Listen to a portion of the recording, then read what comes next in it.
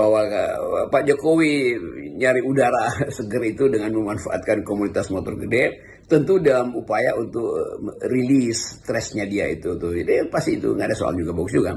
Yang jadi soal adalah orang tidak melihat semacam sebetulnya kejujuran dari seorang yang pernah memimpin Indonesia dan masih berupaya untuk tampil di media massa, tapi tanpa standar, sebetulnya tanpa standar kualitas itu kan. Kalau dia berkualitas mungkin dia akan pamer lagi diskusi dengan anak-anak di sekolah atau lagi mengumpulkan kembali relawannya dan memikirkan masa depan bangsa. Tetapi sekali lagi, semakin Pak Jokowi tampil di kamera, semakin orang mengingat hal-hal justru yang buruk dari beliau.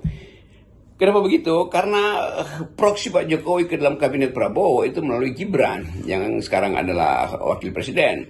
Sementara kabinet terlihat tidak bisa maksimal, bukan sekedar karena kapasitas birokrasinya atau kapasitas pemerintahnya yang terlalu gemuk sehingga kurang lincah bekerja, tapi juga ada keterbatasan anggaran tuh, dan itu sangat fundamental. Kan banyak kementerian yang dipotong anggarannya dan itu menyebabkan ekonomi nggak bergeliat.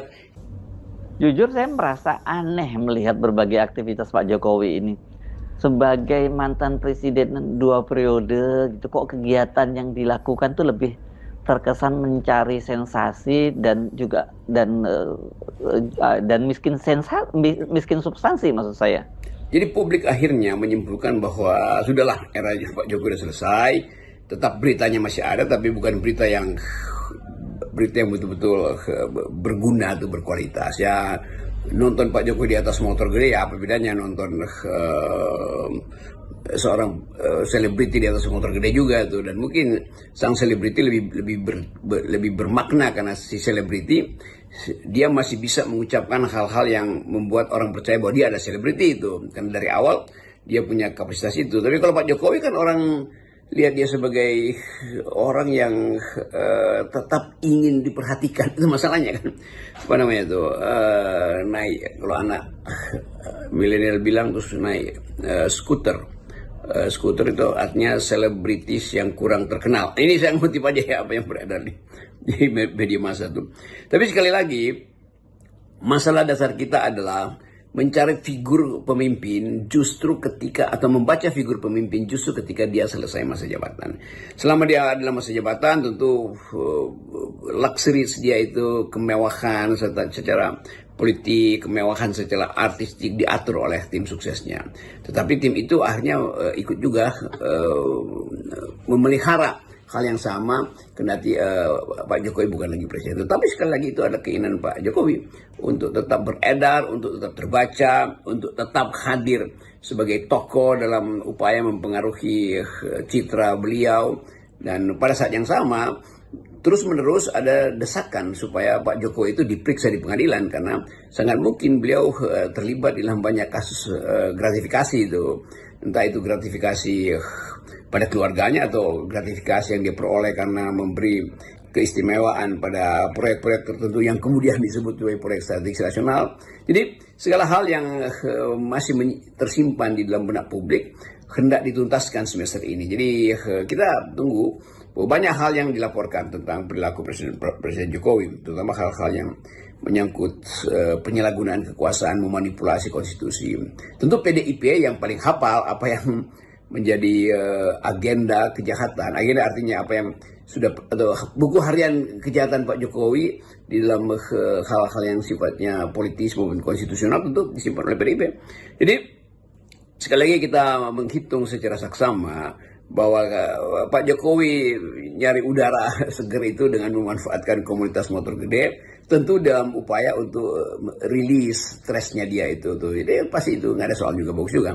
Yang jadi soal adalah orang tidak melihat semacam sebetulnya kejujuran dari seorang yang pernah memimpin Indonesia dan masih berupaya untuk tampil di media massa, tapi tanpa standar, sebetulnya tanpa standar kualitas itu kan. Kalau dia berkualitas mungkin dia akan pamer lagi diskusi dengan anak-anak di sekolah atau lagi mengumpulkan kembali relawannya dan memikirkan masa depan bangsa. Jadi kalau di atas motor tentu dia memikirkan apa yang akan dia tempuh di dalam di atas roda dua itu, sementara roda Republik berputar justru dalam bahaya hari ini karena kehidupan politik yang masih penuh ketidakpastian. Demikian juga Presiden Prabowo masih berupaya menyusun strategi supaya 8% pertumbuhan itu bisa dicapai. Jadi semua hal kita lihat dalam kontras. Prabowo berupaya untuk menghidupkan kembali harapan bahwa Indonesia bisa ditemukan kembali akal sehatnya. Sementara Pak Jokowi berupaya untuk terus tampil di media massa supaya orang ingat bahwa dia adalah seorang yang bisa mengendarai motor. Ya mestinya ini kampus-kampus di Solo lah setidaknya ya mengundang Pak Jokowi ngasih public lecture atau apa gitulah biar supaya jangan kelihatan Pak Jokowi nggak punya kerjaan seperti ini. Akhirnya yang dilakukan Pak Jokowi malah naik motor touring gitu. Ya boleh sih seorang presiden seperti itu, tapi kan ini misalnya kalau dilakukan oleh Pak Jokowi dulu untuk sebelum dia menjadi presiden atau bahkan ketika dia menjadi presiden itu dilakukan untuk melakukan pencitraan gitu ya. Tapi sekarang setelah tidak menjadi presiden kok masih terus terkesan dia melakukan pencitraan terus gitu ya. Memang dari gejala beberapa kali pencitraan yang dipamerkan oleh Pak Jokowi, terbaca bahwa beliau masih ketagihan kamera, masih ketagihan publikasi. Entah itu dalam bentuk satire, puja-puji, apapun. Tetapi Pak Jokowi sangat tahu bahwa rakyat kita itu dia butuh kamera supaya rakyat masih mengingat Jokowi. Ya tentu ada ingatan publik, tetapi sekali lagi semakin Pak Jokowi tampil di kamera, semakin orang mengingat hal-hal justru yang buruk dari beliau. Kenapa begitu? Karena proksi Pak Jokowi ke dalam kabinet Prabowo itu melalui Gibran yang sekarang adalah wakil presiden. Sementara kabinet terlihat tidak bisa maksimal, bukan sekedar karena kapasitas birokrasinya atau kapasitas pemerintahnya yang terlalu gemuk sehingga kurang lincah bekerja, tapi juga ada keterbatasan anggaran tuh, dan itu sangat fundamental. Kan banyak kementerian yang dipotong anggarannya dan itu menyebabkan ekonomi nggak bergeliat. Kalau kementerian bikin acara di daerah-daerah kan pasti UMKM langsung hidup. Bunga-bunga, toko bunga langsung dipesan, apalagi itu kuliner bersiap-siap, oleh-oleh langsung jalan tuh, semua hal itu, fotografer. Jadi memangkas anggaran departemen ya bagus juga supaya ada penghematan, tapi pada saat yang sama tidak memajukan ekonomi, kan itu konsekuensinya. Kan selalu ada bencana berhubungan, ada trade off antara pengurangan size keterlibatan pemerintah di dalam spending atau state spending keuangan negara, itu mematikan ekspektasi atau mematikan pasar atau produksi dari mereka yang ada di daerah tuh. Spanduk-spanduk pasti nggak akan dipakai lagi tuh karena tidak akan ada lagi ucapan selamat datang atau selamat seminar. Jadi selalu ada konsekuensi antara keinginan untuk berhemat dan konsekuensi bahwa penghematan tidak akan menimbulkan pertumbuhan ekonomi. Tapi itu mungkin sudah dihitung secara saksama oleh kabinet.